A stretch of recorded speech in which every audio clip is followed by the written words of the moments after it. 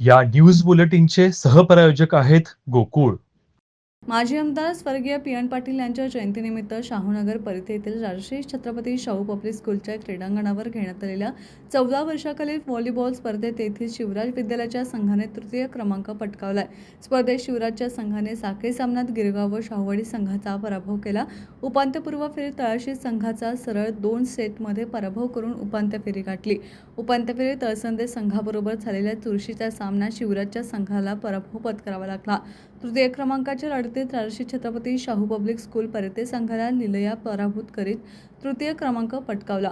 या संघात तन्मय खैरे, विराट पाटील, साई भराडे, विश्वजित कांबळे, पियुष घोटणे, शुभम मुरगुडे, सार्थक कांबळे, रुद्र मोरपाळे, अंशराज कांबळे, मेघराज मंडलिक, ओंकार चौगले, बरकाळे यांचा समावेश आहे.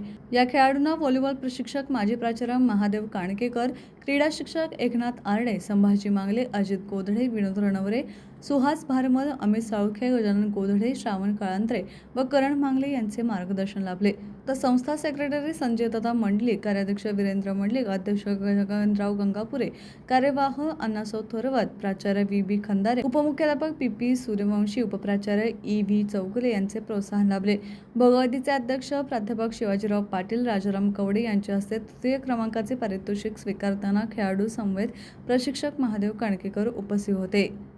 टीव्ही एक्सप्रेससाठी मुरगुडहून सर्जरा भाट.